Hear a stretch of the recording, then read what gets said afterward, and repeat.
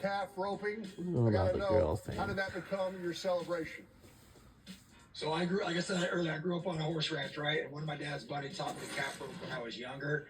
And I actually was, Neil Smith was getting inducted into the Ring of Honor in Kansas City. Got a couple sacks, did his celebration, hitting the home run. So I had dinner with him later that night. And he was like, man, I appreciate it. But he's like, you got to come up with something that is you.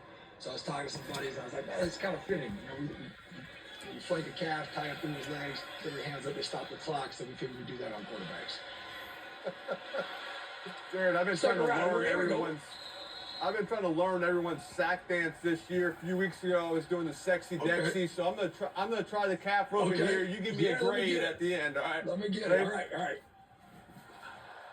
Yeah, not too bad. Not too bad. Just don't stand up before you get up the couch. You're completely tied up. You know what I mean? Yeah, well, that's kind of rolling the dice. But for your first time, we'll get it. Go for a non-athlete. We'll get it. Non-athlete. Thumbs up for that one. Pretty non-calf roper. Pretty bad. True. Non-calf roper. That is true. You never. Just do headstands. Do headstands. You've never roped the calf before, baby. You don't know. Oh yeah. Pete does straight miss and probably roped the calf. Yeah.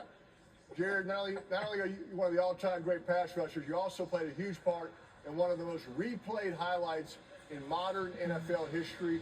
We'll show a clip here when we can. Let me ask you guys this right now. Hold on, what we got? Yes. You were the one in hot pursuit of Dan Orlovsky in 2008 when he ran out of the back of the end zone. Take us through that play, please. Well, first of all, I just want to go back to a previous comment where you said offensive players are smarter than defense. It's incomplete. Right there. That proves absolutely we are on even play. Defensive mind just taking a jump on that one.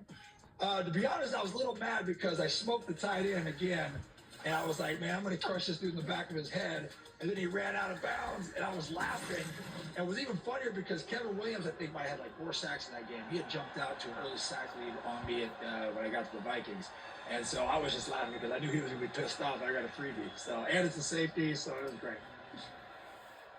I like how he's pointing. I like how he's pointing and yelling as if nobody notices that he's 4 yards out of the end zone. He kept running. I wanted to make sure the ref saw it. Like, this dude's still running out of bounds. Like, he's going to throw the ball. What's going on here? So let me ask you guys.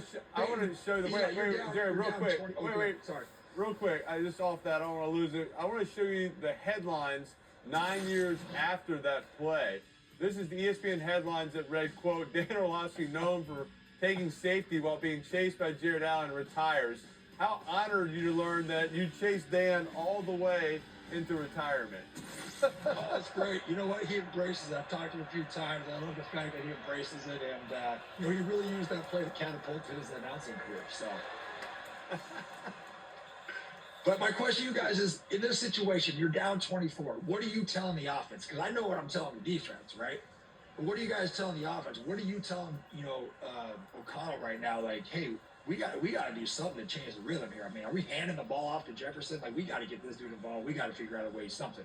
How are you approaching this as a quarterback in this situation? Yeah, I mean, obviously, look, it's not ideal by any means, and you can't score 24 points in one drive, but we gotta hit plays like that. We can't miss the routine plays and the screen passes.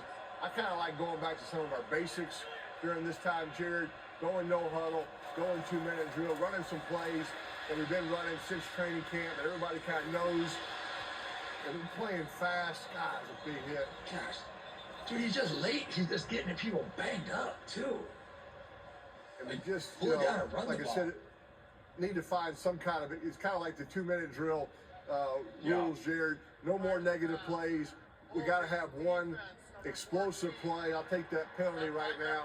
And we just got to keep going forward. Negative plays in these situations are going to pretty much end the game. So I'll take that penalty. Yeah, mix in the run, like Eli said, just to keep D linemen from teeing off. But like I said, you're playing against the clock right here as well. So we got to get some explosive plays at some point.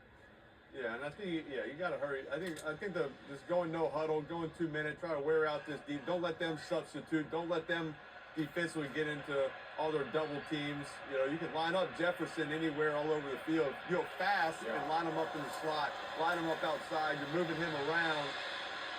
They call holding? No, that might be the advantage right there. There you go. Nice play, nice scramble. Yeah, almost get. I mean, at this point, after what they got 7 sacks, 6 sacks. Can we get a little QB waggle? Explain to me the waggle part, by the way. That's my favorite offensive call I've ever heard is a QB waggle. I don't really understand what waggle means, but I feel like it's just based on the way you guys run. You just kind of waggle around, you know? Nobody ever explained the origin of waggle. It's a protection. It's a play action protection. Oh, good catch. There you go. Oh, nice. There we go. Get it. All right, there we go. And it's a touchdown for Minnesota Here Vikings. it should have been on in the first quarter, Eli. Positive mojo for these Vikes. Yeah, you You got to go for 2. Go for 2 right. here. Get the 2-4. Although, see, now I got to tell TJ, you can't spike the ball when you're down. You're down 47 right. 9. Correct. Heck of a catch. Threw it behind him. Still a bad throw, yeah. A chip, right? He chipped and then got out. He's been chipping sometimes, and the guy's been rushing. This time he got to chip the defensive end. Gave him a little extra time. All right, what do you got here, Pate? I mean, Jared, I feel like a little bit, right, in these 2-minute drill situations, you would think the D-line would be a little bit tired, so that should work to the offensive advantage. Maybe you have a little more time to throw. I mean, 2-minute drills are hard on D-linemen, right?